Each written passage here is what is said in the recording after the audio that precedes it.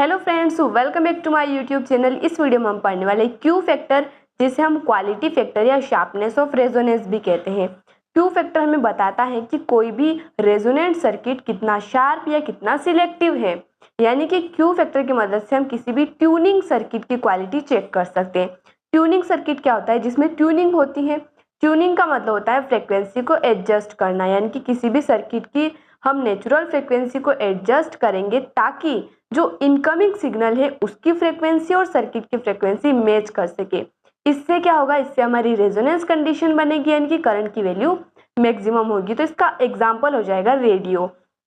तो हम रेडियो की क्वालिटी से चेक कर सकते हैं। फॉर एग्जांपल मान लेते हैं, अगर रेडियो हमारा अच्छी क्वालिटी का है, यानी कि उसमें क्यू फैक्टर की वैल्यू ज़्यादा है, और अगर रेडियो की वैल्यू लो क्वालिटी लो है, तो इसका मतलब क्यू फैक्टर की वैल्यू लो है।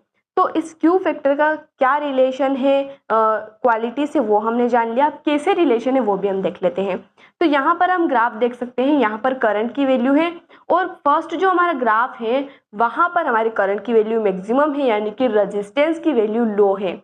और क्यू फैक्टर जो होता है रेजिस्टेंस के इन्वर्सली प्रोपोर्शनल होता है, यानी कि यहाँ पर क्यू फैक्टर की वैल्यू मैक्सिमम होगी।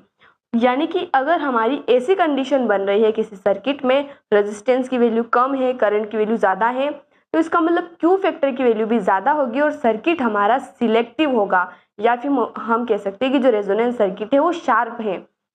अब सेकेंड केस में आप देख सकते हैं कि यहाँ पर जो ग्राफ बन रहा है उसमें रेजिस्टेंस की वैल्यू ज़्यादा है, यानी कि क्यू फैक्टर की वैल्यू कम होगी। और यहाँ पर अगर हमने कोई पर्टिकुलर फ्रिक्वेंसी सिलेक्ट करी, मान लेते हैं ओमेगा आर, तो हमें ओमेगा 1 और ओमेगा 2 भी साथ में सुनाई देगी, यानी कि मिक्स हो जाएगी आवाज़।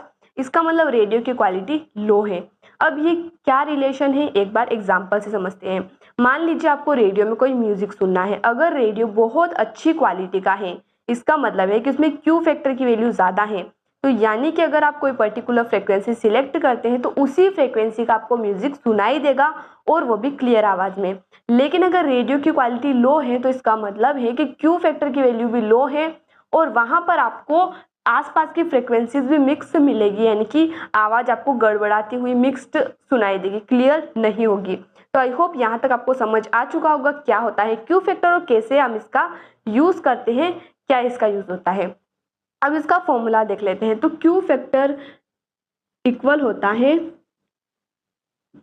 Resonant angular frequency divided by del omega, यानी कि बैंडविड्थ। बैंडविड्थ का मतलब होता है कि दो फ्रीक्वेंसीज के बीच का डिफरेंस। जैसा कि हम देख सकते हैं डेल ओमेगा का मतलब होता है difference in two frequencies.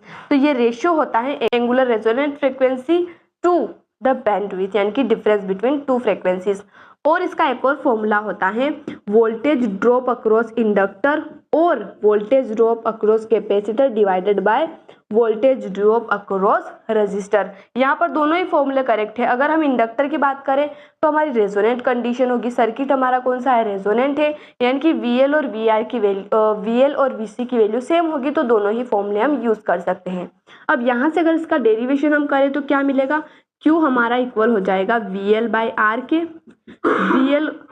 VL को हम क्या लिख सकते हैं? V is equals to IR होता है, यानी कि I नोट XL, इसको हम लिख सकते हैं divided by I note R। ये VR है हमारा, तो divided by I note R। तो I नोट से I नोट कैंसिल हो जाएगा। XL को हम ओमेगा L, और यहाँ पर ओमेगा की जगह हम ओमेगा R लेंगे, यानी कि एंगुलर रेजोनेंट फ्रिक्वेंसी है, डिवाइडेड बाई R। हमें पता है कि एंगुलर रेजोनेंट फ्रिक्वेंसी का फॉर्मूला आता है 1/√LC, तो इंटू में L/C चलेगा। अब L को हम √L इंटू √L लिख सकते हैं।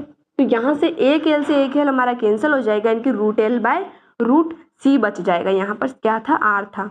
तो हमें फॉर्मूला क्या मिल जाएगा? 1/R√L/C। तो यही हमारा फॉर्मूला होता है क्यू फैक्टर का। और यहाँ से भी हम देख सकते हैं कि रेजिस्टेंस के इन्वर्सली प्रोपोर्शनल है, यानी कि अगर रेजिस्टेंस की वैल्यू ज़्यादा है तो हमारा क्यू फैक्टर की वैल्यू कम, और रेजिस्टेंस की वैल्यू कम है तो क्यू फैक्टर की वैल्यू ज़्यादा होगी। आई होप गाइस आपको वीडियो पसंद आया होगा। मिलते हैं अगले वीडियो में नए टॉपिक के साथ। धन्यवाद।